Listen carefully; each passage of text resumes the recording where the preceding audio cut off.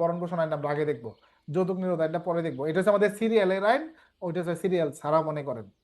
তো যৌতুক পিতামাতার ভরণ পোষণ আইন এটা কত সালে করছে? 2013 সালে একটা আইন করছে এটা। তবে এই আইনটার বাস্তবিক প্রয়োগ খুব কম। এই আইনে মামলা খুব কম হয়। বাপ মারা ঠিকই অভিযোগ করে, অভিযোগ করার পর যখন ধরে নিয়ে আসা হয় তখন দেখবেন তারাই আপনার থানায় এসে আবার কান্নাকাটি করে। এই বিষয়ে আমি একবার তদন্তকারী কর্মকর্তা ছিলাম, মানে অভিযোগের তদন্তকারী কর্মকর্তা আর কি, এএসআই হিসেবে, যদিও আমার র্যাঙ্কে কোলাই না। তারপর ওসি স্যার আমাকে দিছিল, আমি গিয়ে সেরা ওই ছেলের ধরে নিয়ে আসছি। আনার পরে মামলা করব। তারপরে ওকে আপনার ওই যে মানে লাঠি নিচি পিটামো, মা বাদী তো হাজির। মা তো সেই কান্নাকাটি শুরু করে দিছে থানার ভিতরে, মানে মারে বোঝানোর, মানে ছেলেরে বোঝানোর জন্য একটা অভিনয়। তারপর কান্নাকাটি, তারপর ওই তার মায় বলে যে বাবা আমার মামলা লাগবে না, মামলা লাগবে না, আমার ছেলেরে মাইরেন না। পরে ছেলেরে বোঝানো হইলো, ওসি স্যারও বুঝাইলো। পরে আপনার এই দেওয়া হইলো, ছেড়ে দেওয়া হইলো, এবং আমি নিয়মিত খোঁজখবর রাখতাম যে ওই মহিলার কি অবস্থা আছে। এবং আমি মাঝে মাঝে যাইতাম, মূলত তার ছেলের বউকে আমি ওয়ার্নিং দিয়ে আসতাম আর কি।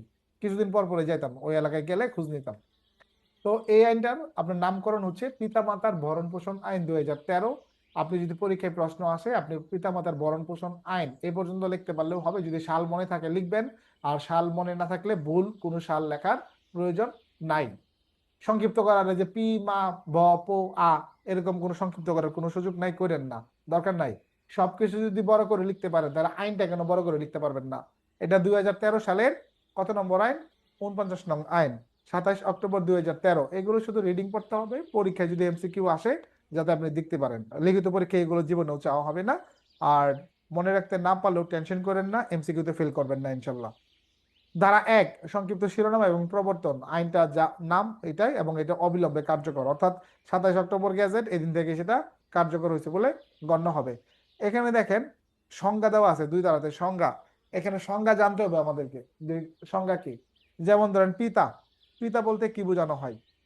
পিতা বলতে আমাদের বাস্তব ক্ষেত্রে জন্ম যিনি দেন, যার মাধ্যমে জন্মদাতা, এই জন্ম যিনি দেন যার মাধ্যমে হয়, তিনি পিতাও হন। আবার কেউ যখন পালিত সন্তান আনেন, পালক নেন, তখন তিনি যখন তাকে পালেন, তিনিও কিন্তু আপনার সার্টিফিকেট অনুযায়ী কিন্তু আপনার পিতা হয়ে যান। গার্ডিয়ান অ্যাক্ট অনুযায়ী কিন্তু তিনিও পিতা হয়ে যান। কিন্তু এই ভরণ পোষণ আইনে শুধুমাত্র শুধুমাত্র যে ব্যক্তি জনক, মানে বুঝছেন তো বিষয়টা, যে ব্যক্তি জনক, যার সাথে ডিএনএ এর সম্পর্কটা, যে ব্যক্তি জনক, ওই ব্যক্তিকেই এই আইনে পিতা হিসাবে গণ্য করছে। নাহলে তো পিতা কারে বলে এটা কি আপনার আইনের সঙ্গে হিসাবে দেওয়া দরকার আছে? আপনি জানেন না পিতা কি? জানেন কিনা? কিন্তু আইনে কি জন্য দিছে? নিশ্চয়ই কোনো কাহিনী আছে। এই যে কাহিনীটাই এটা এখানে বলছে, যিনি আপনার জনক তিনি হচ্ছেন এই আইনে আপনার পিতা। ভরণ পোষণ অর্থ কি বোঝানো হবে? আমরা শুধু খাওয়া দাওয়ার কথাই বলি না, অনেক কিছুই আছে দেখেন। খাওয়া দাওয়া তো আছে, এছাড়াও কাপড় দেওয়া এটা ভরণ পোষণ, চিকিৎসা ব্যবস্থা করা এটাও ভরণ পোষণ, বসবাসের সুবিধা মানে জায়গা দিতে হবে এটাও আপনার কি ভরণ পোষণ। সবচেয়ে মজার বিষয় হলো সঙ্গ প্রদান, অর্থাৎ তাদেরকে সময় দিতে হবে, এই জিনিসটাও কিন্তু ভরণ পোষণ। এই আইনটা আমি যখন পড়তেছি আর মনে মনে নিজের খুব অপরাধী মনে হচ্ছে, সত্যিকার অর্থে স্বীকার করি সবার সামনেই যে বাবা মা নাই দুনিয়াতে। কিন্তু এখন বুঝতেছি যে বাবা মা আসলে কি জিনিস। যাদের আছে, যাদের আছে তারা এই জিনিসটা কাজে লাগায়। এইটা সরাসরি মনে করেন যে আল্লাহর দরবারে যে কোনো দোয়া কবুল করার জন্য সবচেয়ে সহজ পদ্ধতি হইলো আপনার মা বাপ। এই জীবিত মা বাপ যদি আপনার জন্য দোয়া করে আল্লাহর কাছে, একেবারে সরাসরি আল্লাহর দরবারে পৌঁছাবে। কিন্তু মা বাপ যদি মারা যায়, ওই পরপার থেকে আপনার কাছে দোয়া খুব সহজে আপনি পাবেন না। মা বাপ যদি মারা যায়, শুধুমাত্র নেক সন্তানই আপনার সেই সবটা পাবেন।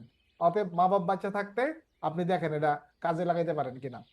আমি একদম চ্যালেঞ্জ করে বলতেছি, আমি এই 2টা উপাদানই ভালো করে কাজে লাগাইছি। বুঝতে পারছেন? এই 2টাই আমি কাজে লাগাইছি এবং এটার ফলাফল আমি নিজে পাচ্ছি, প্রত্যেকটা ক্ষেত্রে প্রত্যেকটা সেক্টরে আমি পাচ্ছি। তবে খুব বেশি দিন আমি তাদেরকে পাইলাম না, এটা হলো কপাল আর কি। মানে 8 ভাই বোনের মাঝে আমি তো অনেক ছোট, আমার বড় 5 জন। তারপরে আমার আব্বা কিন্তু মারা গেছে 88 বছর বয়সে। তারপরে আমার মা মারা গেছে 70 বছর বয়সে। কিন্তু আমি তো কম পাইছি। বুঝছেন না বিষয়টা? এই যে আমি যেই বছর মনে করেন যে এএসআই হয়েছি, তারপরের বছর মা মারা গেছে, আর যেই বছর এসআই হয়েছি ওই বছর আমার বাপ মারা গেছে। ও, আগে বাপ মারা গেছে পরে মা মারা গেছে। এখানে একটা শব্দ আপনার পড়লেন না, সঙ্গ প্রদান। সবকিছুই আমি দায়িত্ব পালন করছি, কিন্তু এই যে জিনিসটা সঙ্গ প্রদান, এটা কিন্তু ভাই আমি করতে পারি নাই, ফিলই করতে পারি নাই যে তারা যে আপনার সন্তানের কাছে যে অনেকটা সঙ্গ চায়, সঙ্গ চাই। অবশ্যই এতটা নাতি নাতনি নিয়ে ব্যস্ত সন্তান, তবে সন্তান মানে কিন্তু সন্তানই। হয়তো আমরা যাই দেখেন না কেন, আপনার সন্তানের সঙ্গ মা বাবার কাছে অন্যরকম। এটা এখন ফিল করি, কেন এখন যে নাই, এই জন্য আমি বুঝতেছি যে কি হারাইছি জীবনে। যারা হারান নাই এখন পর্যন্ত, আপনার কাছে এই দুটো সম্পদ আছে, দয়া করে কাজে লাগান। দেখেন আপনি জীবনে কোনো জায়গায় আপনি বাঁচবেন না আল্লাহর রহমতে, সব জায়গায় আপনি খুব সহজে পার পেয়ে যাবেন। আহ, মার কথা কি বলছে, মা বলতে এই যে মাতা, মাতা বলতে বলছে এখানে গর্ভধারিণী। মার বিষয়টা তো একদম সাক্ষ্য আইনেও ডিক্লেয়ার দেওয়া আছে, মার বিষয়টা প্রমাণ করে কিছু দেখানো নাই। যার পেট থেকে আমরা হইছি, যার গর্ভ থেকে আমরা হইছি, তিনি আমাদের গর্ভধারিণী। আপনার সোজা কথা, অর্থাৎ যাদের আপনার জেনেটিকলি আপনার মা বাবা, তারাই এই আইন অনুযায়ী মা বাবা, কিন্তু পালিত বা অভিভাবকত্ব গ্রহণ করে যারা মা বাবা হয়, তারা এক্ষেত্রে গ্রহণযোগ্য হবে না। সন্তান বলতে কাদেরকে বোঝানো হবে? সন্তান বলতে এখানে বোঝানো হয়েছে পিতার ঔরসে এবং মাতার গর্ভে জন্ম নেওয়া সক্ষম ও সামর্থ্যবান পুত্র বা কন্যা। দেখেন সন্তান কিন্তু অনেক রকমের আছে। সন্তান মাতার গর্ভে থেকেই হয়, কিন্তু সেই সক্ষম নাও হইতে পারে, সে প্রতিবন্ধী হইতে পারে, বা সে অক্ষম হইতে পারে। সামর্থ্যবান সে নাও হইতে পারে, সামর্থ্যবান সে নাও হইতে পারে, তার সামর্থ্য নাই, সে নিজে বেকার, নিজেও একটা কামাই করতে পারতেছে না, তার প্রতি কিন্তু এই আইন প্রযোজ্য হবে না। কিন্তু যে সন্তান সামর্থ্যবান, যে সন্তান টাকা ইনকাম করে, সেই সন্তানের জন্য এই আইন প্রযোজ্য হবে। যে সামর্থ্যবান হওয়ার পরেও সে মা বাবার খোঁজ খবর নেয় না, সামর্থ্যবান হওয়ার পরেও, সক্ষম হওয়ার পরেও যে মা বাবার খোঁজ খবর নেয় না, এইদেরকে এখানে সন্তান বোঝানো হয়েছে।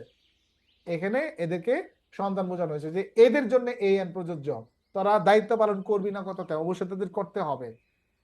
দেখেন ভরণ পোষণ যেটা বলা আছে ধারা 3-এ, যে পিতা মাতার ভরণ পোষণ, এই ভরণ পোষণটা ব্যাখ্যাটা কি যদি প্রশ্ন আসে যে ভরণ পোষণের ব্যাখ্যাটা কি, এই যে 2-এর খ-তে যে জিনিসটা দেওয়া আছে, যে ভরণ পোষণ মানে খাওয়া দাওয়া, বস্ত্র, চিকিৎসা, বসবাসের সুবিধা, সঙ্গ প্রদান, এই জিনিসটার যে এক্সটেনশন মানে বৃহৎ আকারে যে রূপটা, এইটা আপনার এখানে এসে আপনার ব্যক্ত করছে।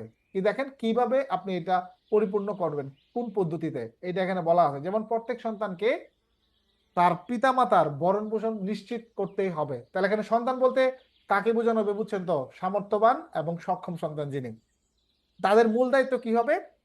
পিতামাতার ভরণ পোষণ নিশ্চিত করতে হবে। ভরণ পোষণ কোনটা? ওই যে আমরা যেটা পড়ে আসলাম ওইটা, 2-3-এর 2। কোন পিতামাতার একাধিক সন্তান থাকলে সেই ক্ষেত্রে সন্তানগণ নিজেদের মধ্যে আলাপ আলোচনা করে তাদের পিতামাতার ভরণ পোষণ নিশ্চিত করবে। তার মানে ওই যে আমরা যেরকম 4 ভাই 4 বোন, ওই আমাদের 4 ভাই বোন মিলা কথা বলতে হবে যে কিভাবে আমরা এখানে ভরণ পোষণ আপনার মা বাবা নির্ধারণ করব। তবে এখানে কিন্তু একটা জিনিস করা যাবে না, কি জানেন? যে আপনার বড় ভাইরে দিয়ে দিলেন মার দায়িত্ব, বড় বোনকে দিয়ে দিলেন আপনি বাপের দায়িত্ব, যে তোমরা দুজন দুজন নিয়ে গিয়ে পালো। এটা কি ভরণ পোষণের পর্যায়ে পড়ে স্বামী স্ত্রীকে আলাদা করা? আপনি বলেন। সালমান খানের একটা মুভি আছে ভগবান, এটাতে দেখেন যে অমিতাভ বচ্চন যখন রিটায়ারমেন্টে আসে, তখন তার সন্তানদের মানে একটা মিটিং করে। মূলত হইছে সে, তারা যখন জেনে গেছে যে বাপ রিটায়ারমেন্টে আইছে, বাপের ইনকাম নাই, তখন সন্তানরা মিটিং করে যে আপনার বুঝা হিসাবে কে নিবে না নিবে। আর এদিকে তারা হেমা মালিনী আর অমিতাভ বচ্চন মিটিং করে যে আমাদেরকে কোন সন্তানে রাখবে এই খুশিতে। মানে তারা ভাগাভাগি যে করতেছে, তারা ভাবতেছে যে তারা সন্তানরা ঝগড়া করতেছে কে মা বাপের দায়িত্ব নিব, এই এই জন্য আর কি, মানে কারাগারি করতেছে। মূলত হয়েছে তারা ঠেলাঠেলি করতেছে, বুঝছেন বিষয়টা? পরে সিদ্ধান্ত নেয় যে এক বাইরে এক জায়গায়, সরি ওই অমিতাভ বচ্চন এক জায়গায় আর তার ওয়াইফ আর এক জায়গায়। পরে যে সিনেমার যে দৃশ্যগুলো মানে একদম চোখে পানি আসার মতো। তারপর তাদের যে সৎ সন্তান সালমান খান আসার পরে সিনেমার দৃশ্য পাল্টে যায়। এইটার মাধ্যমে পিতা মাতার যে ভরণ পোষণ যে সঙ্গটা, তাদেরকে একসঙ্গেই রাখতে হবে, তাদেরকে আলাদা করা যাবে না। এই নিয়মটাও আইনে দেওয়া আছে। কিরকম আমরা একটু দেখি, এই যে 3 নাম্বার 3-এর 3, এই ধারার অধীন পিতামাতার ভরণ পোষণ নিশ্চিত করার ক্ষেত্রে প্রত্যেক সন্তানকে পিতামাতার একই সঙ্গে একই স্থানে বসবাস নিশ্চিত করতে হবে। তার মানে মা বাবাকে আলাদা করা যাবে না, যে মাকে নিয়ে লগে একজন, বাবাকে নিয়ে লগে একজন। আমাদের সমাজে কিন্তু এই দৃশ্যটা আছে, এটা খুবই খারাপ। খুবই খারাপ যে মা বাবাকে আলাদা করে ফেলা, এটা করা যাবে না, একসঙ্গে থাকাটা নিশ্চিত করতে হবে। 4, সবচেয়ে ভালো হয় তাদের যেই বসত বাড়ি, যেখানে তারা সংসার করছে, যেখানে আমাদেরকে বড় বড় করছে, ওই বাড়িতেই তাদেরকে রাখার ব্যবস্থা করতে পারলে তারা মৃত্যুর দিন পর্যন্ত তারা খুব খুশি। আপনার এই শহরের ফ্ল্যাট বন্দি বাসায় সে খুশি না, যত আরাম সে রাখেন না কেন, খোঁজ নিয়ে দেখেন। 3-4, কোন সন্তান তার পিতা বা মাতাকে বা উভয়কে তার বা ক্ষেত্র মতো তাদের ইচ্ছার বিরুদ্ধে কোনো বৃদ্ধনিবাস মানে বৃদ্ধাশ্রম যেটা আর কি বা অন্য কোথাও একত্রে কিংবা আলাদাভাবে বসবাস করতে বাধ্য করবেন না। তার মানে তাদেরকে বৃদ্ধাশ্রমে দেওয়া যাবে না, তাদেরকে দেওয়া যাবে, তাদের ওই সম্মতি দেয় আর কি, মানে অবস্থার প্রেক্ষিতে, কিন্তু তাদেরকে বাধ্য করা যাবে না। 5, প্রত্যেক সন্তান তার পিতা বা মাতার স্বাস্থ্য সম্পর্কে নিয়মিত খোঁজ খবর রাখবেন এবং প্রয়োজনীয় চিকিৎসা সেবা এবং পরিচর্যা করবেন। আমরা সুসন্তান হইতে পারি, কিন্তু এই কাজটা যে আপনার খোঁজ খবরটা তেমন খুব বেশি একটা নেওয়া হয় না। আমরা মনে করি যে মা বাবা তো আমাদের সঙ্গে কথা বলতে আছে, রাতের বেলা ফোন করে করে জান তুমি খাইছো, আকি খাইছো, তোমার জ্বর, এই সেই কত কিছু মনে করেন যে একেবারে মোবাইল দিয়ে চিকিৎসা করে লাইতেছে, ঠিক না? একদম থার্মোমিটার মোবাইল দিয়ে মাইপে টাইপের চিকিৎসা, অ্যান্টিবায়োটিক মোবাইলের মাধ্যমে দিয়ে দিতেছি, কিন্তু মা বাবার চিকিৎসার একবার জিজ্ঞাসা করি না, ঠিক না? এই অ্যান্টিবায়োটিকটা আমরা মা বাপরে যদি একবার প্রয়োগ করতাম, এই যে প্রেমিকারে বা বউরে যেমনে আদর করি, গার্লফ্রেন্ড জান পাখি ময়না সোনা, একবার যদি মা বাপরে কইতাম, চিন্তা করা যায়। কিংবা মনে করেন যারা স্যারদের সাথে কাজ করি, বিভিন্ন সিনিয়র স্যারদের সাথে কাজ করি, যেমনে মনে করেন যে মানে কোয়ার আগে এই জিনিস এনে হাজির করে লাই, মানে একেবারে দৌড় মাইরা, ঠিক আছে? এইরকম যদি মা বাপের আদেশ শুনতাম বা মা বাপ, আমি সহ কিন্তু আমি কিন্তু আমার বাদ দিয়ে বলতেছি না, ইনক্লুড মি, আমরা যদি এভাবে খালি মা বাপরে জীবিত অবস্থায় একবার দেখাইতে পারতাম যে তার অনুগত সন্তান বেহেস্ত আমারে না পাঠায়া আল্লাহ জীবনে অবিচার করতে পারতো না, আমারে বেহেস্তে না পাঠায়, আপনার 100% আমারে পাঠাইতে হইতো বেহেস্তে, কারণ আমি আপনার ওই পিতা মাতার একদম সর্বোৎকৃষ্ট সুসন্তান হিসেবে দুনিয়াতে তার দায়িত্ব পালন করছি। আমরা যদি নিজেরে জিজ্ঞেস করি নিজেরে, আমরা কিন্তু এই প্রশ্নের উত্তর পাই যাবো যে আমার জন্য কি বরাদ্দ আছে, দুজক না বেহেস্ত। মা বাপ কিন্তু অভিশাপ দিতে হয় না, এটা কিন্তু মনে রাখেন, মা বাপের অভিশাপ দিতে হয় না। মা বাপের প্রতি আমাদের দায়িত্ব যেটা, এটা আল্লাহ তাআলা সরাসরি নিজে তত্ত্বাবধান করেন। এবং এরকম হাদিস আছে যে মা বাপ যদি কখনো ধর্মের বিরুদ্ধেও আপনার চাপ প্রয়োগ করে, তবু তাদের প্রতি শব্দটুকু করো না, এরকম কিন্তু একটা হাদিস আছে যে তাদের প্রতি শব্দটুকু করো না। যদি তাদেরকে আপনার ইসলামের বিরুদ্ধেও যদি আপনাকে চাপ প্রয়োগ করা হয়, এরকম যদি করে তারা, তবু তাদের সম্মান এমন জায়গায় রাখা হয়েছে, তাদের সাথে বেয়াদবি করা নিষেধ আছে। আর জন্মের পর থেকে যে পরিমাণ মনে করেন জ্বালাইছি মা বাপরে, যদি এটি হলে সত্যিকার অর্থে তারা মনে কষ্ট নিয়ে থাকে, তে তো মনে করেন যে শেষ, জীবনে এই তেজপাত হয়ে যাবো, বুঝছেন? তবে জানি এগুলা মা বাপ মন থেকে কেউ করে নাই। আর মা বাপ যদি মন থেকে কষ্ট পায় থাকে, তাহলে মনে করেন যে আল্লাহর দরবারে এটা গৃহীত হয়ে গেছে, অটোমেটিক গৃহীত হয়ে গেছে। তবে ওই অল্প বয়সে জ্বালানো দুষ্টুমি করা, এইগুলো করা, এইগুলা স্বাভাবিকভাবে মা বাপ এগুলা সন্তানদের হিসেবে ক্ষমা করে দেয়, ঠিক না? তবে তবে বড় হওয়ার পরে, বিশেষ করে বিয়ে করার পরে, বিয়ে করার আগ পর্যন্ত মা বাপ আপনার প্রতি তেমন একটা কষ্ট নিব না, একদম গ্যারান্টি লিখে রাখেন। আপনার বয়স যদি 40 হয়, যদি বিয়ে করে না থাকেন, আপনার অপরাধের কারণে মা বাপ তেমন একটা কষ্ট নিবে না। যখনই আপনি বিয়ে করে সংসার করার পর যদি মা বাপের কোনো কষ্ট দেন, তখন মা বাপ ভাবা শুরু করবে যে আমার সন্তান পর হয়ে গেছে। যখন আপনি সিঙ্গেল মেরিড না, তখন পর্যন্ত আপনি যাই অন্যায় করেন, আপনার মা বাপ হাসে একই করবেন, মা বাবা এটা আমলেই নিবে না। কিন্তু যখনই আপনি বিয়ে করে তখন তাদের প্রতি কোনো বিরূপ আচরণ করবেন, তখন আপনার মা বাপ আপনাকে 100% ক্ষমার চোখে দেখবে না। এই জিনিসটা বিশেষ করে যারা বিয়ে করছেন তারা কিন্তু খুব খেয়াল রাখবেন। আর যারা দুই বিয়ে করছেন, মা বাবার কি খেয়াল রাখবেন, নিজের প্রতি খেয়াল রাখেন। ঠিক আছে, তো চলে আসি পরবর্তীতে। দেখেন পরে বলছে পিতা মাতা কিংবা উভয় সন্তান হতে পৃথকভাবে বসবাস করলে সেক্ষেত্রে প্রত্যেক সন্তানকে নিয়মিতভাবে তার বা তার ক্ষেত্র মতো তাদের প্রতি সাক্ষাৎ করতে হবে। তার মানে আর ওর মা বাপ যদি গ্রামে থাকে, খালি বছরে বছর ডলার পাঠাইলেন, টাকা পাঠাইলেন, টাকা পাঠাইলেন, টাকা পাঠাইলেন, কিন্তু গেলেন না, না, এটা করা যাবে না, তাদের সঙ্গে সাক্ষাৎ করতে হবে। দেখেন আইন করে দিছে, এটা কিন্তু শরিয়া মোতাবেক অনেকটা আইন কিন্তু। পরে 3-7, কোনো পিতা বা মাতা কিংবা উভয়ে সন্তানের সাথে বসবাস না করে পৃথকভাবে বসবাস করলে সেই ক্ষেত্রে উক্ত পিতা বা মাতার প্রত্যেক সন্তান তার দৈনন্দিন আয় রোজগার বা ক্ষেত্রমতো মাসিক আয় বা বাৎসরিক আয় হতে যুক্তিসঙ্গত পরিমাণ অর্থ পিতামাতা বা ক্ষেত্রমতো উভয়কে প্রদান করতে হবে। তার মানে আপনার মা বাবাই আলাদা থাকে, আপনি সাথে রাখতে চাইলেও তারাই মূলত আলাদা থাকতে ইন্টারেস্ট, বা তারা আলাদা থাকে আপনার পারিবারিক ঝামেলার কারণে, তারাই আলাদা থাকে, কিংবা তারা ওখানে আলাদা খুশিতেই থাকে।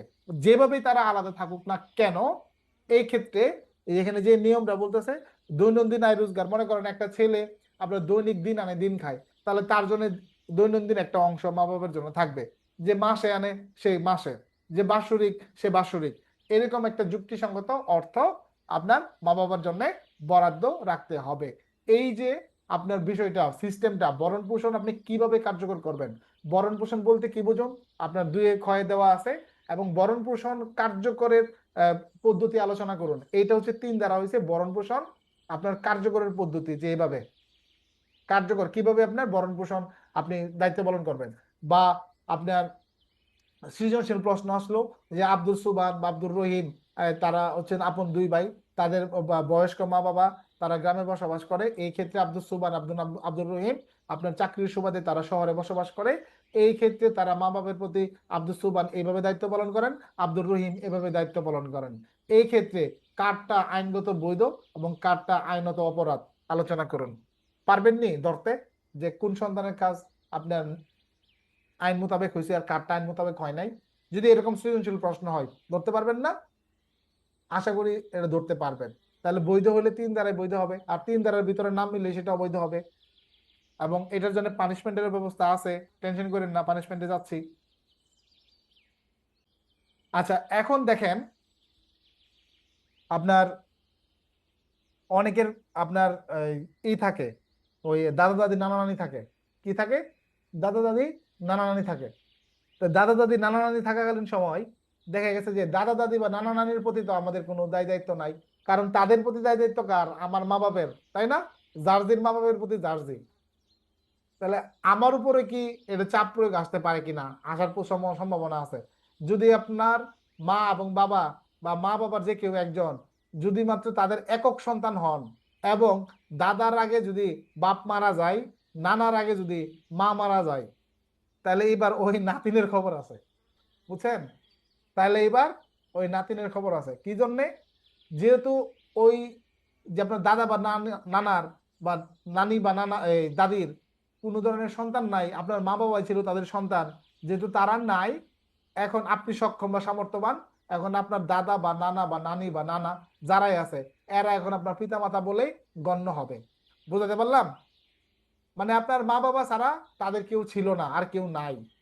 আছে না সিঙ্গেল পরিবার, সিঙ্গেল একজন একজন। আগের কালে তো মনে করেন যে যার যত সন্তান ছিল এলাকায় তত একটা পাওয়ার, আর এখন যার যত সন্তান কম তার একটা স্ট্যাটাস, ঠিক না? এরকম যে আরে আমার তো মাত্র একটাই সন্তান, এরকম একটা বিষয় এরকম দাঁড়ায়। বা খুব টেনশনে থাকি যে রিজিক এত খরচ কই থেকে দিব, এই সেই, ঠিক না? ভাই, আফ্রিকাতে ছিলাম, এক একজনের 30টা 40টা করে পোলাপান দেখছি, কামাই করে না একটা টাকাও, কিন্তু 30টা 40টা পোলাপান নিজের চোখে আমি দেখছি সামনাসামনি, বুঝছেন? এক প্যাকেট বিস্কুট দিলে, আমরা যে ইউএন থেকে বিস্কুট পাইতাম দিতাম, ওই এক প্যাকেট বিস্কুট ভাঙে ভাঙে দিলেও কুলাই না সন্তানদের, এতগুলা সন্তান। বউ কয়টা কইরা হিসাব করেন তাহলে, বউ কয়টা হইতে পারে? ঠিক আছে, সন্তান শুনে খুশি হইলেও পরেরটা শুনে আপনার খুশি হওয়ার কোনো সুযোগ নাই। তাহলে এবার আপনি দেখেন যে মা বাবা মারা গেলে তাদের দায়িত্বটা কিভাবে হস্তান্তর হয় আপনার উপরে। এই যে দেখেন বলছে ধারা 4, পিতা মাতার অবর্তমানে দাদা দাদি নানা নানির ভরণ পোষণ কিভাবে? প্রত্যেক সন্তান তাদের পিতার অবর্তমানে দাদা দাদিকে এবং মাতার অবর্তমানে নানা নানিকে দ্বারা 3 বর্ণিত ভরণ পোষণ প্রদানে বাধ্য থাকবে, এবং এই ভরণ পোষণ পিতা মাতার ভরণ পোষণ হিসেবে গণ্য হবে। এখানে কিন্তু একটা নোট রাখবেন, আমি কিন্তু আবার বলতেছি, এটা কিন্তু হইতে হবে যখন আপনার দাদা দাদির নানা নানির আপনার মা আর বাপ ছাড়া আর কোনো সন্তান নাই, তখন কিন্তু এটা আপনার প্রতি আসবে। যদি আপনার আরেক চাচা বাচ্চা থাকে, আপনার যদি আরেক দাদি বাচ্চা থাকে, তাহলে কি সরি আরেক খালা বাচ্চা থাকে, তাহলে কি আপনার পর্যন্ত আসে? তারা সন্তান না? তাদের প্রতি সরাসরি পৌঁছাবে। যখন মাঝখানে আর কোনো বাধা নাই, দাদা আর নাতিনের মাঝখানে, তখন ওই নাতিনের জন্য এটা প্রযোজ্য। এটার আবার সব নাতিনের প্রতি কিন্তু ফালাই দেন না।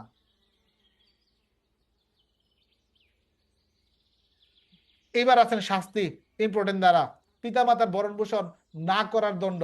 এখানে ডাইরেক্ট বলে দিছে দ্বারা পাশে যে, এখানে বলছে যে তিনে যে বিধানগুলো আছে, এখানে যে কথাগুলো আমরা বলে আসলাম যে পদ্ধতিগুলো ভরণ পোষণের, এইগুলো যদি কেউ লঙ্ঘন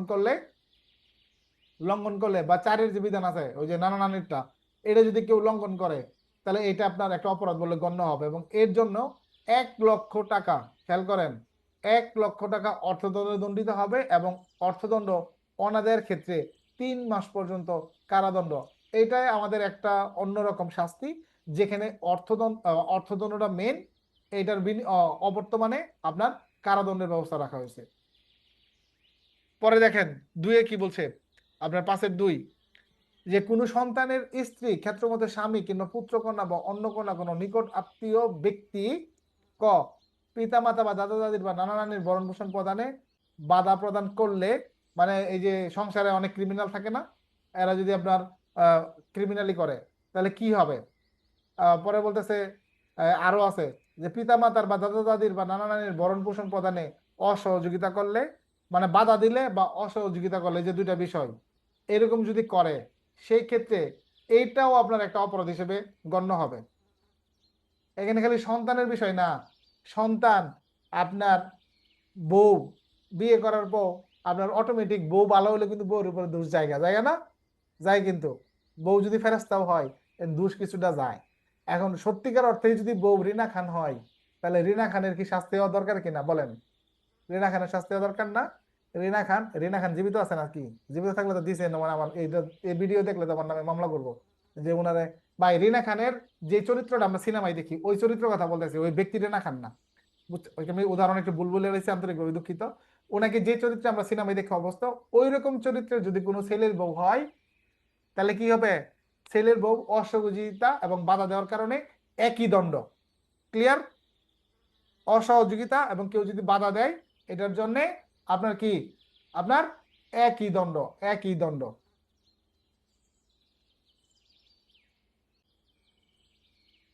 আচ্ছা,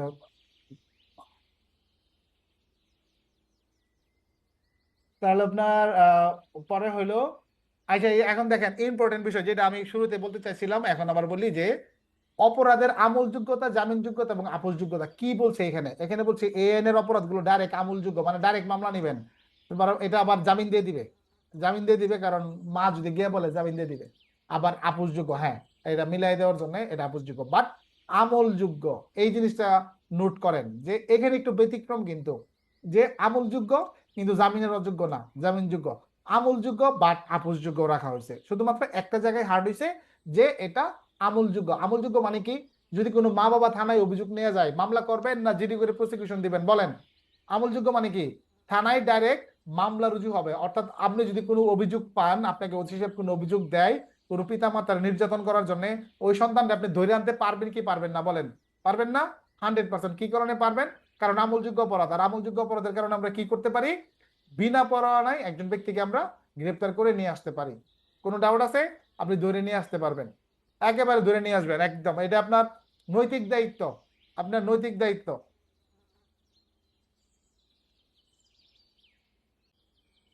এই আর নাই, এই আইনে আর তেমন কিছু নাই। আপনার বাকি যেটা আছে যে বিচারার্থে গ্রহণ, এটা আমাদের দেখা গেছে যে প্রথম শ্রেণীর জুডিশিয়াল ম্যাজিস্ট্রেট, দেখেন আদালত কিন্তু ছোটখাটো না, কোথায়? প্রথম শ্রেণীর জুডিশিয়াল ম্যাজিস্ট্রেট বা মেট্রোপলিটন ম্যাজিস্ট্রেটের কাছে কিন্তু এটা আপনার কি হবে। আপনার ভাবছিলাম মনে হয় যে আরো ছোটখাটো দিবেন, না, মোটামুটি বড় আদালতে দিছে। পরে বলছে কোন আদালত এই আইনের অধীন সংগঠিত অপরাধ সংশ্লিষ্ট সন্তানের পিতামাতার লিখিত অভিযোগ ব্যতীত আমলে গ্রহণ করবেন না।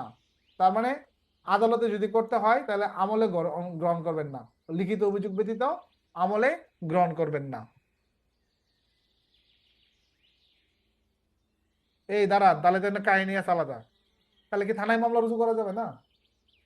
এখানে যে বলছে কোন আদালত এই আইনের অধীন সংগঠিত অপরাধ সংশ্লিষ্ট সন্তানের পিতা বা মাতার লিখিত অভিযোগ ব্যতীত আমলে গ্রহণ করবে না।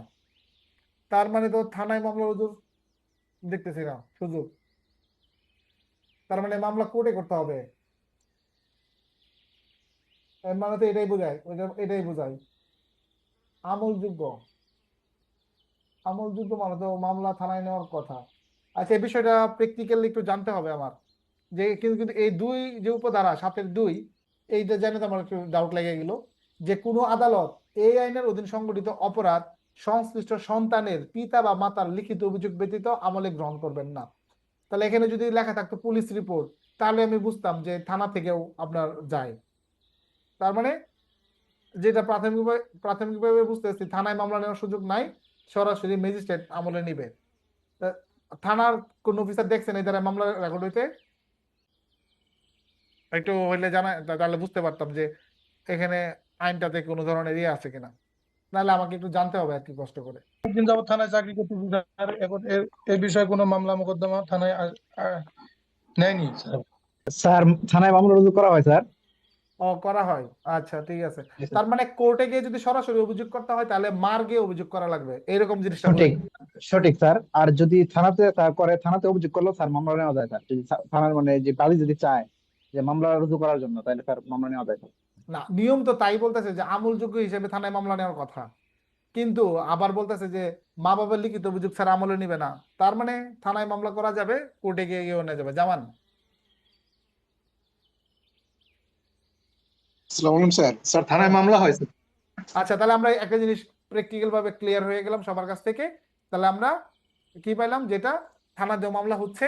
আবার কোর্টের ক্ষেত্রে এখানে হয়তো এটা মিসিং কিনা, বা আমি আমি কম লিখছি কিনা আমি জানি না, যে আপনার ওই পুলিশ যখন চার্জশিট দিবে, সেটা তো অটোমেটিক নিতেই পারবে আমলযোগ্য হিসেবে মামলা রুজু থানায়, এবং আপনার মা বাবার লিখিত অভিযোগ ছাড়া আপনি হবে না। মনে করেন এক ভাই গিয়ে যদি আরেক ভাইয়ের নামে মামলা করে কোর্টে, যে আমার এই ভাই মা বাপরা দেখে না, তার নামে ভরণ পোষণ আইনে মামলা করার জন্য, আদালত এই মামলা নিবে? নিবে কিনা? নিবে না। কারণ বলে দিছে যার ভরণ পোষণ নাই সেটাই। আর মনে হয় আপনার এই যে আরেকটা বিষয় বলি,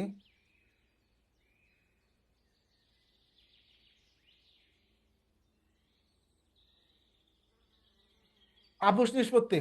আপোষ নিষ্পত্তির ক্ষেত্রে এখানে বলছে আদালত এই আইনের অধীন দ্বারাতে এই আইনের অধীন প্রাপ্ত অভিযোগ আপোষ নিষ্পত্তির জন্য ইউনিয়ন পরিষদ চেয়ারম্যান, মেম্বার কিংবা ক্ষেত্রমতো সিটি কর্পোরেশন বা পৌরসভার মেয়র, কাউন্সিলর বা অন্য যে কোনো উপযুক্ত ব্যক্তির নিকট প্রেরণ করতে পারবেন। তার মানে ওই যে গ্রাম আদালতে পাঠাই দিতে পারবে, বা চেয়ারম্যান মেম্বারের কাছে সেটা পাঠাই দিতে পারবে।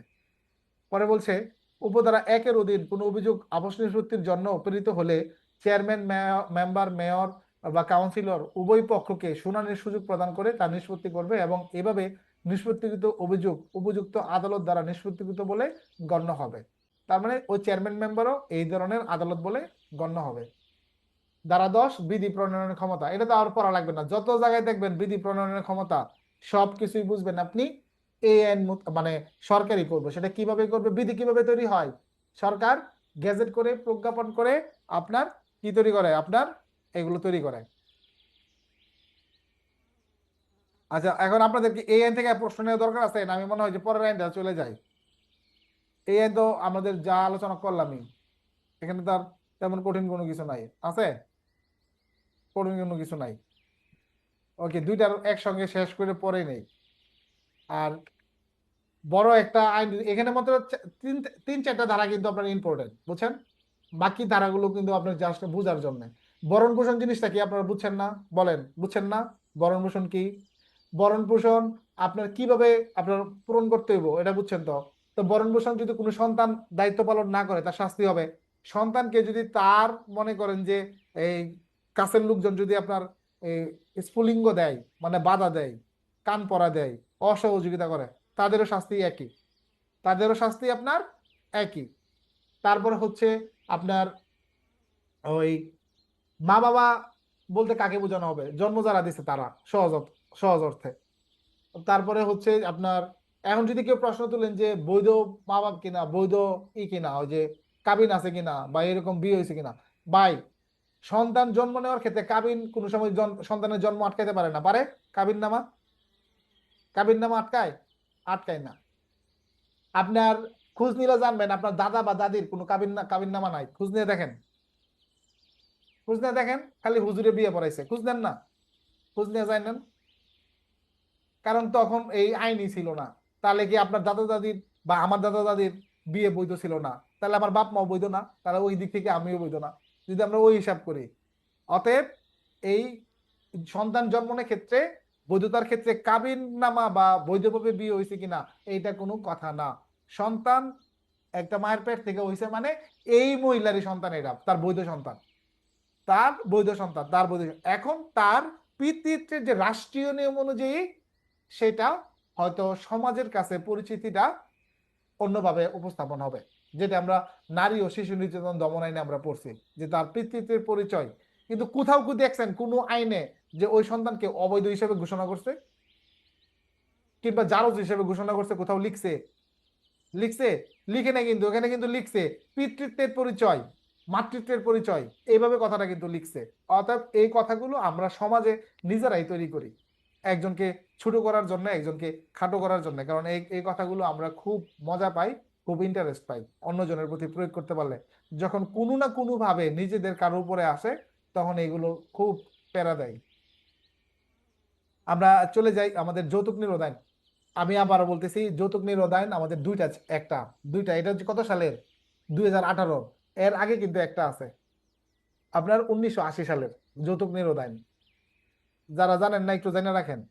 আগেরটাতে থানায় মামলা করার কোনো সুযোগ ছিল না, এই জন্য যৌতুক দাবি, দেওয়া নেওয়া, আলাপ আলোচনা, এইগুলার কোনো অভিযোগ থানায় আসলে পুলিশের এগুলো আপনার মামলা করার কোনো ক্ষমতা ছিল না। কিন্তু বর্তমান যে আইনটা করছে, আগেরটারে বাতিল করে 1980 সালের যে আইনটারে বাতিল করছে, বাতিল করে আপনার এই নতুন আইনটা করছে। আমি জ্ঞান হওয়ার পরে দেখছি যে সমাজে যৌতুকের প্রভাব খুব বেশি, অনেক। মানে বিয়ে মানেই একটা লেনাদেনার একটা আলাপ থাকবে। আর জামাই যদি সরকারি চাকরিজীবী হয় তাহলে কথাই নাই। সরকারি চাকরিজীবীর ভিতরে যদি আবার পুলিশ হয় তাহলে তো আরো কথা নাই, মনে করেন হেভি ডিমান্ড, ঠিক না? হেভি।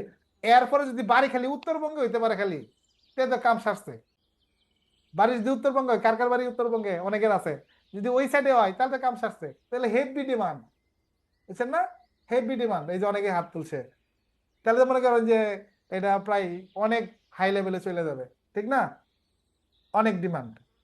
তো এই যে ডিমান্ডের বিষয়টা, এই ডিমান্ডের বিষয়টাই আপনার এখানে। আমার আব্বা আমার আম্মারে বিয়ে করছিল 20% জায়গা বাড়ি সহ লিখে দিয়া, বুঝছেন? এটা কিন্তু ধর্মীয় নিয়মে আছে, জানেন এটা আপনারা? জানেন?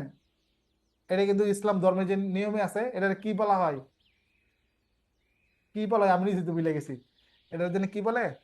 কেউ একজন হাত তোলেন না, পণ না কি জানি বলে না? ধর্মীয় নিয়ম অনুযায়ী এটা কিন্তু হাদিসে আছে কিন্তু। আচ্ছা, ইয়া বলে আবুল বাসার বলেন ভাই, এটা কি জানি বলে? স্ত্রীর মহারণা কয় বলে, এবং আঞ্চলিক ভাষায় পণ বলে, পণ দিয়ে আনছে অমুক, হ্যাঁ হ্যাঁ, পণ পণ। এই পণ পনেরটা, দিয়ে আনছে। পনেরটা আমি বললাম আর কি, এই যে এইটুকু আমি জি। আঞ্চলিকটা ই করি না। মরণাটা যেটা তো ইয়া ভাবে নির্ধারণ করে বিয়ের দিন, ওইটা এটাও তাহলে হইতে পারে এটার পর্যায়ে পড়ে। আচ্ছা, এবার আমরা দেখি আমাদের এই দুইটা বিষয় যেটা আমি একটু আপনাদের সাথে স্বাভাবিকভাবে আলোচনা করলাম, এই দুইটা বিষয় আমাদের কিন্তু আজকের আলোচনায় আসবে। প্রথম হলো আইনটার নাম হচ্ছে যৌতুক নিরোধ আইন, 2018 সালের একটা আইন। এই আইনের অপরাধগুলো আমলযোগ্য, অর্থাৎ থানায় মামলা রুজু হবে। এই আইনটা আপনার এই 1980 সালের যে আইনটা আছে এটাকে বিলুপ্ত করে, বাতিল করে এই 2018 সালে এই আইনটা নতুন করে করা হয়েছে। তার মানে আগের আইন আপনার বাদ দিতে হবে, আগেরটা পড়লে হবে না। 1 অক্টোবর 2028 লিখে রাখছি রে ভাই, তবে ঠিকঠাক করে নেন। দেখেন এটা কিন্তু আপনাদের যে বইটা, এই বইটাই কিন্তু আমি আপনাদের সামনে বের করে কিন্তু পড়াই। এটা ঠিকঠাক করে নিয়ে নেই যেগুলো একটু একটু ভুল, এই ফাঁকে আমার ওই ঠিক করা হয়ে যাচ্ছে আর কি। আচ্ছা, তারপরে এটা হচ্ছে 39 নং আইন। এগুলো তো মুখস্থ করে পারবেন না, আল্লাহর উপর ছাড়ে দিতে হইব এমসিকিউর জন্য। আর যদি পারেন চাট করে যদি পড়তে পারেন তাহলে হয়তো বা কিছুটা মনে থাকবো, আর এক ঝলক দেখে যদি মনে হয় আর কি। তো এই আইনের নাম যৌতুক নিরোধ আইন 2018 নামে গণ্য হবে, এবং এটা অবিলম্বে কার্যকর হবে। এবং অর্থাৎ অবিলম্বে বলতে যেদিন হয়েছে 1 অক্টোবর 2018, এই দিন থেকে আর কি।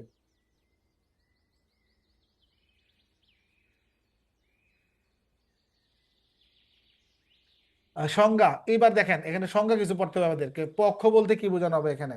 পক্ষ বলতে এখানে আপনার দুইটা পক্ষ যে আছে আমার, এই দুইটা পক্ষকেই বোঝাবে। কিরকম পক্ষ? আপনার এই যে দুইটা পক্ষ থাকে, একটা বর পক্ষ একটা কনে পক্ষে। এই পক্ষের ভিতর কে কে থাকবে? বর বা কনে দুজন, অথবা আপনার আরো সাথে থাকতে পারে পিতা বা মাতা, এই দুই পক্ষেরই আর কি। বর বা কনের পিতা মাতার অবর্তমানে কোনো বৈধ অভিভাবক অথবা প্রত্যক্ষভাবে বিবাহের সাথে জড়িত বর বা কোনো পক্ষের অন্য কোনো ব্যক্তি, বিশেষ করে কি আপনার বোন জামাই, নাকি বড় বোন জামাই থাকলে খুব অগ্রণী ভূমিকা পালন করে না, ঠিক না? শালার বিয়ের মধ্যে কি বোন জামাইয়ের একটা আলাদা একটা ব্যাপার স্যাপার থাকে, তাই না? আলাদা একটা ব্যাপার স্যাপার থাকে। তবে আমার সমন্দির বিয়ের ভিতর কিন্তু আমি ফাঁকে কিন্তু আংটি পেলাইছিলাম, মানে এটা কিন্তু আমার নিয়মের ছিল না। শালার বিয়েতে নিয়ম থাকে, কিন্তু আমি সমন্দির বিয়েতেও পাইছিলাম আর কি গিফট। এটাই তো শ্বশুর বাড়ির মজাটাই তো, না তাই না? আচ্ছা, এবার দেখেন পক্ষটা আমরা বুঝলাম, দুইটা পক্ষ। যৌতুক বলতে আপনি এই আইনে কি বুঝবেন? যৌতুকের মেন সংজ্ঞা কোন আইন থেকে হবে, আসবে? নারী শিশু থেকে না যৌতুক নিরোধ আইন থেকে? যৌতুকের যে মূল সংজ্ঞা কোন জায়গা থেকে হওয়া উচিত আপনাদের মতে? যৌতুক নিরোধ আইন থেকে মেইন আসবে। যদি টিকা আসে যৌতুক বা যৌতুক বলতে কি বুঝেন প্রশ্ন আসে, তাহলে যৌতুক বলতে কি বুঝেন যৌতুক নিরোধ আইনটাও আপনাকে লিখতে হবে। তার পাশাপাশি নারী ও শিশু নির্যাতন দমন আইনে যে ধারাটা আছে এটাও সাথে দিয়ে দিবেন, এটাও আপনি সাথে দিয়ে দিবেন। শুধুমাত্র এইসব ক্ষেত্রে 2টা 3টা 4টা ধারা আপনি একসঙ্গে লিখতে পারবেন। যদি কখনো কোনো প্রশ্নের উত্তরে ধারা কোড করতে হয়, অপরাধ নির্ণয়ে কখনো 2টা আইন থেকে আপনি ধারা কোড করতে পারবেন না। ধর্ষণের শাস্তি 376 কোনোভাবেই হবে না পেনাল কোড। নারী ও শিশু 9-1 হবে, অথবা 9-2 হবে, অথবা 9-3 হবে, পরিস্থিতি বুঝে। কিন্তু কখনোই সেটা পেনাল কোডে 376 হবে না। এবার আমরা চলে আসি যৌতুক বলতে কি বুঝি সেটাতে। যৌতুক অর্থ বিবাহের এক পক্ষ দ্বারা, মানে মেয়ে পক্ষ থেকে বা ছেলে পক্ষ, যে পক্ষই হোক না কেন, ভালো করে শুনেন সবাই। আপনি যে মানে বর বা ছেলে, এই জন্য শুধু আপনি যে সব তা কিন্তু না। হ্যাঁ, আমি একটু বুঝাই বলি। যেখানে বোঝানো হচ্ছে যে বিবাহের এক পক্ষ, তো এখানে বোঝানো হয়েছে আপনার এক পক্ষ, সেটা অপর পক্ষ, মানে ছেলে থেকে মেয়ে, মেয়ে থেকে ছেলে, যেভাবেই হোক। আপনার কোন কোন পরিস্থিতিতে খালি খেয়াল রাখেন যে নিকট বৈবাহিক সম্পর্ক স্থাপনের পূর্ব শর্ত হিসাবে, মানে আগেই চুক্তি শুরু হয়ে গেছে, আগেই পূর্ব শর্ত বা তৎপূর্বে বা বিবাহের সম্পর্ক বিদ্যমান থাকা গেলে, তার মানে কি এখন বিয়েটা বজায় আছে, এটা আপনার কি সম্পর্ক বিদ্যমান থাকা গেলে মানে স্বামী স্ত্রী থাকা অবস্থায়, বা বিবাহ অব্যাহত রাখার শর্তে, তার মানে কি দিয়ে নাইলে ছাড়িয়ে দিব এরকম আর কি, বিয়ে দিয়ে রাখার শর্তে। বিবাহের পণ বাবদ, মানে যেটা একটু আগে আমি আপনাদের সাথে সাধারণভাবে আলোচনা করলাম, পণ প্রত্যক্ষ বা পরোক্ষভাবে, প্রত্যক্ষ বা পরোক্ষভাবে। প্রত্যক্ষটা তো আমরা বুঝলাম যেটা সরাসরি, আর পরোক্ষটা বুঝলেন তো ঘুরায় ফিরায়, মানে অনেক কিছু, যে এখন তো ছেলে দাঁড়ানো হয়েছে, এখন তো ছেলের তো একটা মোটর সাইকেল না হলে চলে না, আর মোটর সাইকেল তো আপনার দেখা গেছে যে একটু ভালোটা না হলেও চলে না, রয়্যাল এনফিল্ড R15, এরকম আর কি। শ্বশুর বাড়িতে গিয়ে খেলে এই ধরনের আলোচনা করতেছেন আপনার আত্মীয় স্বজন, তার মানে বোঝানো হইতেছে যে আপনারা দেন, এটাকে বলা হয় পরোক্ষ। মানে যেভাবে সেটা হোক না কেন, এটাকে বলা হয় আপনার পরোক্ষ। তো এই যে পরোক্ষ দাবিকৃত বা বিবাহের এক পক্ষ দ্বারা অপর পক্ষকে প্রদত্ত বা প্রদানের জন্য সম্মত কোনো অর্থ সামগ্রী বা অন্য কোনো সম্পদ, তবে মুসলিম ব্যক্তিগত আইন প্রযোজ্য হয় এমন ব্যক্তিগণের ক্ষেত্রে দেনমোহর বা মোহরানা, যেটা আমি বললাম, দেনমোহর বা মোহরানা, বা বিবাহের সময় পক্ষগণের আত্মীয় স্বজন বন্ধু বান্ধব বা শুভাকাঙ্ক্ষী দ্বারা বিবাহের কোনো পক্ষকে প্রদত্ত উপহার সামগ্রী। এই যে একটা সুযোগ এনে দিয়ে দিল আইনে, উপহার সামগ্রী, এটা অন্তর্ভুক্ত হবে না। তার মানে শ্বশুর তো আমার একটা রয়্যাল এনফিল্ড দিতেই পারে, আমার সম্বন্ধিত আমার একটা দিতেই পারে, সে অস্ট্রেলিয়া থাকে, একটা iPhone 17 Pro Max দিতেই পারে, ঠিক না, উপহার। তার মানে এই সুযোগে কিন্তু আমরা হালাল করতে পারি, জানছেন তো সবাই? মানে এটা উপহার হিসেবে এটা নেওয়ার সুযোগ, ঠিক আছে, উপহার হিসেবে আমরা নিতে পারি, তাই না? উপহার হিসেবে। আমার বউ তো শুনে না, শুনলে তো লাভ হইতো। আচ্ছা, দরজা আটকানো আচ্ছা, তাহলে তার মানে উপহার হিসেবে আমরা জোরে জোরে করে যদি শুনে, তাহলে বিয়ের সময় বা যে করেই হোক শ্বশুর বাড়ি থেকে আপনার উপহার দিলে এটা যৌতুক বলে গণ্য হবে না। জোরে কইছি, যদি শুনে তাহলে তো কপাল ভালো, আবার ঈদও আছে সামনে, তাই লাগছে অলরেডি, সমস্যা নেই আচ্ছা, পরেরটা দেখি। আচ্ছা, তারপরে হলো আমরা দেখি যৌতুক দাবি করার জন্য, এই যে খালি দাবি করলেই হয়েছে, আপনার যৌতুক নেওয়া লাগবে, মানে নেওয়া লাগবে না, খালি দাবি, দাবি করার জন্যই আপনার 3 ধারা মনে রাখবেন, ছেলের পক্ষে হোক আর মেয়ের পক্ষে হোক, যে দাবি যে করলো মুখ দিয়া, এই দাবির অপরাধেই আপনার 3 ধারা, যে দাবি খেয়াল করবেন, কোনো আঘাত হবে না কিন্তু এই আইনে, যৌতুকের জন্য কোনো আঘাত হবে না, শুধুমাত্র আপনার দাবির জন্য এই আইনটা প্রযোজ্য। তাহলে 3 ধারা।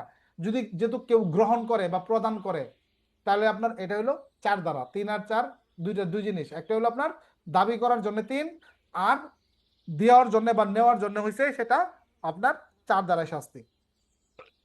5 ধারায় যৌতুকের সংক্রান্ত চুক্তি ফলবিহীন, এটাকে ভয়েড বলা হয়। বিল্ডিং কনস্ট্রাকশনের কাজ বুঝেন কেউ, দেখবেন অনেক বড় বিল্ডিং করলে ভিতরের ফ্ল্যাট গুলাতে আলো বাতাস ঢোকার জন্য অনেকটা জায়গা ভিতর দিয়ে ফাঁক রাখা হয়, জানালার পাশ দিয়ে একদম উপর নিচে, উপরে দেখবেন আবার টিন লাগায় রাখে, এটাকে বলা হয় ভয়েড। মানে এটা বিল্ডিং এর ভিতরে আপনার এটা কোনো কেউ আমরা থাকতে পারি না, বাট এটা কিন্তু আলো বাতাসের জন্য রাখা হয়, এটাকে বলা হয় ভয়েড, খালি জায়গা। তাই এইরকম আপনার দেখা গেছে যদি কেউ বিয়ে সংক্রান্ত বিষয়ে কোনো চুক্তি করে যে পরবর্তীতে দিবে, মনে করেন যে ছেলে কনস্টেবলে ভর্তি চাকরি করে, ছেলে যখন দারোগা পরীক্ষা দিবে তখন যদি টাকা পয়সা লাগে তাহলে টাকা পয়সা দিবে তারা, এরকম একটা চুক্তি করলো। তো বিয়ের 6 বছর পরে এই চুক্তি সামনে নিয়ে এলেন, এই যে স্ট্যাম্প, তোমার শ্বশুর বাড়িতে তোমার বাপের বাড়িতে তো কইছিল 10 লাখ টাকা দিব, নিয়ে ওগা 10 লাখ টাকা, নাহলে কিন্তু স্ট্যাম্প দিয়ে আমি মামলা করাবো। খেয়াল করেন কথাটা, কিন্তু স্ট্যাম্প দিয়ে কি করবো, যে আমার সাথে প্রতারণা করে বিয়ে দিছে, নাহলে মামলা করবো।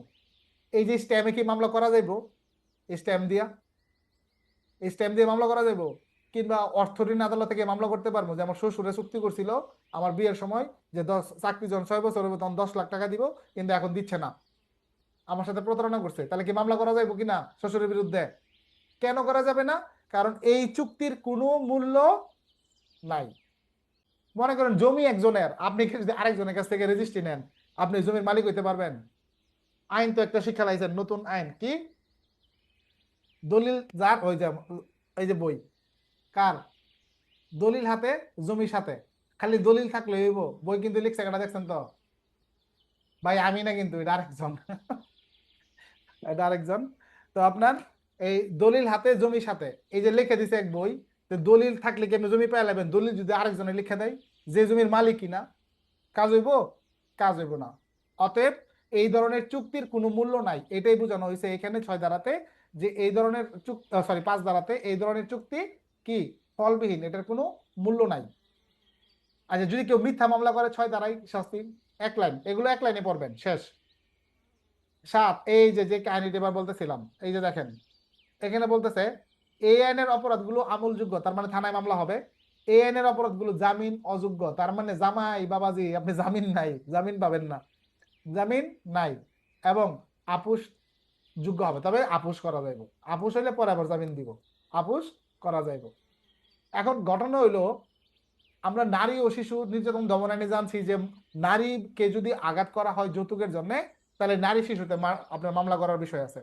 এখন এই আইনে আমরা জানলাম বউ আমার কাছে যৌতুক চাইতে পারে, ঠিক না? কিরকম, আসতে বলি যদি আবার শুনে, মনে করেন কিরকম চাইতে পারে, যে এই তুমি আমার এটা কিনা দাও, এটা কিনা দাও, নাহলে তোমার সংসারে থাকতাম না। তার মানে কি, বিবাহিক সম্পর্ক বজায় রাখার শর্তে সে দাবি করতেছে। তার মানে বউ আমার কাছে কি চাইতেছে ভাই, কি চাইতেছে? যৌতুক। তাহলে এই যৌতুক লে মনে করেন কোনো কারণে বই মনে করেন যে ওই হাতে একটা চামিচ ছিল বাড়ি মারলো, বা গরম বড়া কাঠি ছিল সেকা মেরে দিল, মনে করেন সাধারণ আঘাত বা গুরুতর আঘাত, দহনকারী পদার্থ দ্বারা আঘাত করলে গুরুতর আঘাত হবে না? এই যে এখন তো ওই যে বেগুনি টেগুনি বানায়, গরম সেক টেক আছে, তেল মনে করেন মেরে দিল, না দেওয়ার পরে খুপে হাসতেছেন তো, হইতেছে না? আপনি মনে করতেছেন হইতেছে না? বা আমার তো কল্পনাতে ভিলেন বানায় লাইছেন যে স্যারের সাথে এরকম হইতেছে, আরে ভাই রে ভাই, সমাজে হইতেছে, আপনি মনে করেন এই পর্যায়ে আছে। এখন এই পুরুষটা তো বলতে পারতেছে না যে বউ তার কাছে যৌতুক চাইতেছে, এটা তো জানেই তো না যে বউ যে যৌতুক চাইতে পারে, বউর বিরুদ্ধে যে 3 ধারায় আপনার মামলা করা যাবে যৌতুক দাবির, এটা তো জামাই জানেই না। এই যে আপনাদের জানাই দিলাম, আরো কয়েকজনকে জানাই দেন, ঠিক আছে? আরো কয়েকজন আপনারা জানাই দিন কিন্তু, যে মামলা করার সুযোগ আছে। এখন যে মারলো, তাহলে কি নারী শিশুতে মামলা করবেন? 11 ক খ গ সুযোগ আছে আপনার জন্য? নাই, এই সুযোগটা আপনার জন্য নাই। তাহলে এখন কি করতে হইব? পুরুষ নির্যাতন আইন ছাড়া আপনি এই আইনের পরিপূর্ণ আইন পাবেন না, যেহেতু ওই আইন নাই, চিন্তা করার কোনো সুযোগ নাই। তাহলে আইন হবে যৌতুক নিরোধ আইনের 3 ধারা তৎসহ পেনাল কোডের 323, 24, 25, 26, যার সাথে যেটা ঘটে, যার সাথে যেটা ঘটে, ক্লিয়ার? যার সাথে যেটা ঘটে। এখন আবার যদি আপনাকে মানসিক ভাবে চাপে রাখে, এটার জন্য আবার ওই যে নির্যাতনের সংখ্যা নিয়ে আসেন না, কারণ ওই নির্যাতনের সংখ্যা কিন্তু সরকারি যে বাহিনী আছে তাদের জন্য প্রযোজ্য।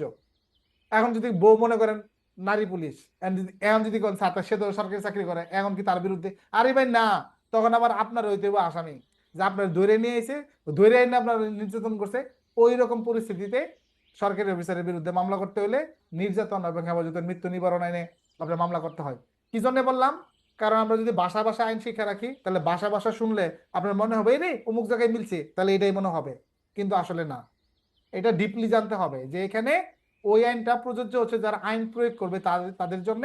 আর এই ক্ষেত্রে আপনার স্ত্রীর বিরুদ্ধে আপনার মামলা করতে হবে যৌতুক নিরোধ আইনের 3 ধারা তৎসহ পেনাল কোডের যে ধারা গণনা করছে এই ধারায়। আমি নিশ্চিত দিয়ে বলতে পারি যদি এই আঙ্গিকে প্রশ্ন করে বেশিরভাগ লোক এই উত্তর ভুল করবে, একেবারে 11 গ খ গ এগুলা দেওয়া চলে আসবে, মনে করবে কি যে যৌতুকের জন্য মারধর করছে, কিন্তু কে যে কারে মারলো কেন মারলো এটা দেখবে না। আগামী শুক্রবারের পরীক্ষায় আপনাদের এই ধরনের প্রশ্ন আমি করব, সৃজনশীল প্রশ্ন, মনে রাখেন, আগে এই প্রশ্ন আউট করে দিলাম। কে কারে কেন মারছে, এখন জামাই বউ দুজনে মারামারি করছে, এখন এই ধরনের মামলা কি হইব? তাহলে বউ কোন ধারায় মামলা করবে আর জামাই কোন ধারায় মামলা করবে? আগে এই প্রশ্নটা দিয়ে দিলাম, অ্যানালাইসিস করতে থাকেন যে বউ কোন ধারায় মামলা করব আর জামাই কোন ধারায় মামলা করবো। তারপরে শেষ, আইন শেষ। তারপরে আপনার অপরাধের বিচার, তো এখানে বলাই আছে সিআরপিসি অনুযায়ী হবে যতটুকু দরকার হয়, বিধি প্রণয়নের ক্ষমতা সরকারের। আর বাতিল করছে এই যে 1980 সালের যেটা, এইটা তো আমাদেরকে পড়তে হয়েছে আগে, কারণ 2018 সালের আগে যারা পরীক্ষা দিয়েছে সবাইকে এই আইন পড়তে হয়েছে। কোনটা? এই যে যৌতুক নির্যাতন আইন 1980। ওই আইনে অপরাধগুলো ছিল আমলের অযোগ্য, এই আইনে অপরাধগুলো আমলযোগ্য। আবার আগের আইন বের করে কেউ পড়া শুরু করেন না, ঠিক আছে? কোনো দরকার নাই, যে আইন বাতিল করবে কোনোভাবে আপনার পড়া দরকার নাই। বলা হয়েছে যৌতুক সংক্রান্ত চুক্তি ফলবিহীন। হুম। এক্ষেত্রে অনেক সময় দেখা যায় যে আপনার পুলিশ কনস্টেবলের নিয়োগের সময় কিংবা সেনাবাহিনীতে নিয়োগের সময় কন্যা পক্ষের থেকে একটা অফার আসে যে চাকরি দেওয়ার পরে আমার মেয়েকে আপনার বিয়ে করা লাগবে। সেক্ষেত্রে উক্ত প্রার্থী যদি বিয়ে না করে সেক্ষেত্রে ওই কন্যা পক্ষ যখন মামলা করবে এটা গ্রহণযোগ্য কিনা, কতটুকু স্যার? শুনেন, জীবনেও এই ধরনের চুক্তি দিয়ে মামলা করে না, বুঝেন? মামলা যেভাবে করা যায় মামলা ওভাবেই করে, বুঝছেন জুয়েল ভাই? মামলা যেভাবে করা লাগে, যেহেতু মামলাটাই মিথ্যা করবে, সেভাবে তারা যেভাবে ঠিক করা দরকার তখন আপনার ওভাবেই করে, যে কোনো একটা কাহিনী আপনার বানায়, বুঝেন? ওইদিকে আমরা না যাই, তবে এই দিক থেকে কোনো ধরনের স্ট্যাম্প প্রদর্শন করে কোনো কিছুই আপনার বিয়ের জন্য বাধ্য করতে পারবে না। অনেক সময় স্যার দেখা যায় যে ভয়ভীতি প্রদর্শন করে, প্লাস আরো অনেক ধরনের হয়রানিও করে। জাকির তার বউকে 50,000 টাকা দাবি করে 7 দিনের আলটিমেটাম দিল আর কি। 7 দিন অতিক্রান্ত হওয়ার পর যখন যৌতুকের টাকা না নিয়ে আসে তখন তার বউকে প্রহার করলো আর কি, স্যার জ্বর থাপ্পড় দিল আর কি। সাপোজ এটা স্যার কোন আইন থেকে উত্তর করবো স্যার? দুইটাই। নারী শিশুতে হলো মূল ফ্যাক্টটা, নারী ও শিশু নির্যাতন দমন আইনের 11 গ মূল ফ্যাক্ট তৎসহ যৌতুক নিরোধ আইনের 3 ধারা। আচ্ছা, ঠিক আছে। দুইটাই আসবে। আপনার যে শাস্তি বাদ যাবো কেন, এটাও থাকবো সাথে, কারণ নারী শিশু নির্যাতন আইনে বলা আছে না জাকির, যে দুইটা যদি আরো অন্য কোনো অপরাধ ঘটে একই সঙ্গে বিচার করা যাবে, আছে কিনা? জি স্যার, আছে স্যার, আছে। ওই নিয়ম অনুযায়ী এটাও অ্যাড হয়ে যাবে। সিফাত এটা হচ্ছে যৌতুকের দাবি করার পর, কিন্তু আমার কথা হচ্ছে যৌতুক প্রদান বা গ্রহণ 4 ধারার বিষয়টা স্যার। দেখা যাচ্ছে 1 লক্ষ টাকার জন্য তার বউকে চাপ দিয়েছে, কিন্তু তার বউ 50,000 টাকা দিয়েছে, বাকি 50,000 টাকার জন্য তাকে প্রহার করছে, মারাত্মক ভাবে আঘাত করছে। এই ক্ষেত্রে স্যার আমরা কি আগে 11 খ নিয়ে আসবো নারী ও শিশুর, তারপর আমরা এখানে 5 ধারায় যৌতুক প্রদান বা গ্রহণ এরকম কোনো দিব, না শুধু দাবি দিব স্যার? এখন শুনেন, ঘটনা যদি বিরতি থাকে না, যদি অনেকদিন পরে হয় যে 50 দিল, 1 মাস খাইলো, খাওয়ার পরে আবার 50 শেষ, এখন আবার জি স্যার। তখন আবার অত্যাচার করতেছে, তাহলে জি স্যার, প্রথম বেলা কিন্তু গ্রহণ করে ফেলছে 4 ধারা, কত 4 না গ্রহণ, 4 ধারা স্যার। জি স্যার, 4 ধারা। তাহলে 4 গ্রহণ, 4টা কিন্তু গ্রহণ করছে। এরপরে যখন মারধর করছে তখন হয়েছে 11 এই যে ক বা খ, সরি ওই খ বা গ, জি স্যার। যেটা গুরুতর হইলো খ আর হইলো গ। এখন ঘটনা হচ্ছে মামলাটা কবে করছে এটা বুঝতে হইব। মামলাটা কি মায়ের খাওয়ার পরে গিয়ে করছে, নাকি আপনার প্রথম দিনেই করছে, না দুইবার গিয়ে দুইটা অভিযোগ করছে? স্যার মায়ের খাওয়ার পরেই করছে, প্রথমত 50,000 দিয়েছে, তারপরে কি হবে? যখনই আঘাতের পরে মামলা করতে যাবে যৌতুক নিরোধ আইন বাতিল, তখনই আপনার 11-র যে ধারা এটা আসবে। তখন যদি দাবির বিষয়টা এজাহারে উল্লেখ থাকে, তখন দাবির জন্য তৎসহ যৌতুক নিরোধ আইনের অত ধারাটা অ্যাড হবে। বোঝা গেছে? আজকে এই যৌতুক নিরোধ আইনের পরে একটা বিষয় স্যার ভালো লাগলো যে এতদিন জানতাম যে শুধু নারীরাই স্যার যৌতুক বিষয়ে মামলা করতে পারে, পুরুষরা যে করতে পারে স্যার এরকমের যে অপশন আছে স্যার জানা ছিল না স্যার। এটা আসলে হ্যাঁ, রেকর্ডিং হচ্ছে, বলেন। স্যার এখানে যদি কোনো পুরুষের দেখা যায়, আমি নাম বলবো না, যে তার স্ত্রী হয়তো দেখা গেছে যে উচ্চবিলাসী, এমন হতে পারে যে স্বর্ণ অলংকার হতে পারে, হ্যাঁ, বা বুঝছি। বর্তমানে তো দেখা যায় নারীরা ওই যে শুধু ওই অর্থ অর্থ ওই যে অন্য এই জন্যই না, এই মেকআপ শেকআপ ইত্যাদি ইত্যাদি, তাদের তো আর চাওয়া পাওয়ার শেষ নাই। কেউ যদি স্বামীকে চাপ দিয়ে দেখা যায় যে অর্থ যদি না পায়, সেক্ষেত্রে তাকে মেন্টালি টর্চার, এবং যদি সে রাগ করে বাবার বাড়ি যায় যে ইয়ে না দিলে আর আমি আসবো না, সেক্ষেত্রে কি স্যার এই যৌতুক নিরোধ আইনে কি তার বিরুদ্ধে ব্যবস্থা নেওয়া যাবে স্যার? তাহলে আমি পড়ানোর সময় কি বললাম, যে বিবাহ বজায় থাকার রাখার শর্তে, মানে দিলে দেও না দিলে দিলাম বাড়ির বাপের বাড়ি, তোমার সংসার করতাম না। বুঝছেন রিটন? এটা বলছি না ক্লাসে, রানিং কিন্তু বলছি। তো সেক্ষেত্রে স্যার কোন ধারায় মামলা হবে তার তিন বিরুদ্ধে? ধারা, তিন ধারা সে দাবি করতেছে। জি স্যার, ক্লিয়ার হলাম স্যার, থ্যাংক ইউ স্যার। তিন ধারা। আশা করি আমরা এমন দিন যেন কারে না আসে, নাকি? না, আইনটাই মূলত শুনেন, আইনটাই মূলত এইভাবে পড়তে হয়, মজা নিয়া দুষ্টুমি করে বা নিজের মতো করে ফিল করে, তাহলেই দেখবেন আইনকে সহজ মনে হয়।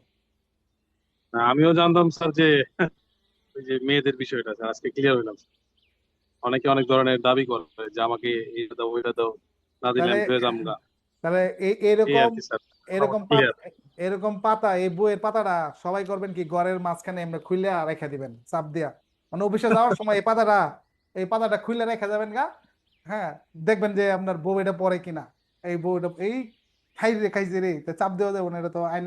আমার বউ কিন্তু জানে এটা, কারণ সে কিন্তু এই আমার কোচিং এর সঙ্গে জড়িত, অনেক কিছু সে পড়ে, জানে জানে অনেক কিছু। ওই বা অনেক সময় অনেক মেসেজের উত্তর, আমি এক কমিটির কাজ করি, সে আর আপনাদের মেসেজ গুলো দেখে অনেক সময়, তখন জিজ্ঞেস করলে আমি বলে দিই উত্তর, সে কিন্তু টাইপ করে বলে দেয়। বুঝছেন বিষয়টা? এই জন্য সে নিজেও কিন্তু অনেক আইন শিখে ফেলেছে। কোনো ব্যক্তি যদি যৌতুকের জন্য তার ভয় ভীতি দেখাইলো, বাড়ির থেকে বের করে দিল, কিন্তু মারধর করলো না, সেক্ষেত্রে আর দাবি তো হইলো না, ওইটাও দাবি না। দাবির ভিতরে পড়ে কিনা এটা কোন? দাবির মধ্যে পড়ে স্যার। দাবির ভিতরে পড়ে, এটা 100%। এন্ড একটা